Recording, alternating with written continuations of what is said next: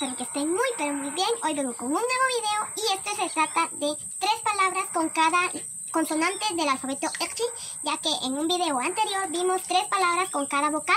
Ahora veremos 3 palabras con cada consonante del alfabeto Ekchi. Chachir como masale on la kupen naksa saksale on sali hona na kwan shin chal bichi kriken kun chichi muel chokere hain kyal chirish o shibchatin chirish li kun kun chi reli atinobal Ekchi. Uch, maíz cocido. Uch. Che. Che. Palo, o sea, árbol. Che. Chin, naranja. Chin. Chu, apesta. Algo que tiene mal olor. Ahora nos vamos con che glotalizada. Chich, hierro. Podría ser una colima o algún objeto que sea de hierro. Chich.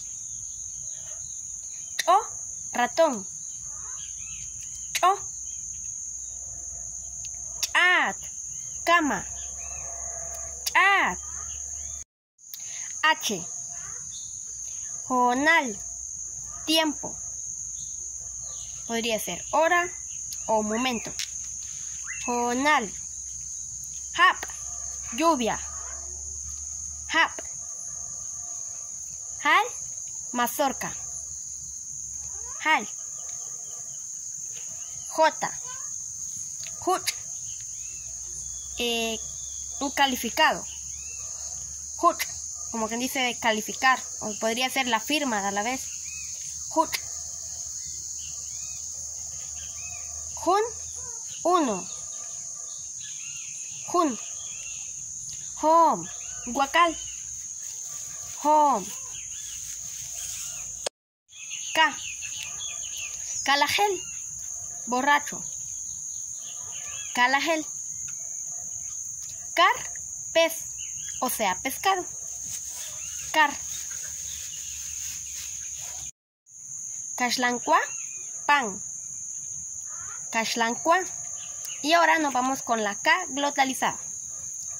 K. K, amargo.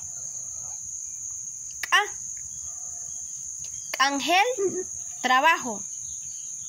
Ángel. Kil, comal. Kil. L. La mouche, limón. La mouche. La toc, pegar. La toc. La noc, envolver. La noc. M. Mem, mudo. Mem. Mach, barba, o sea, bigote. Mach.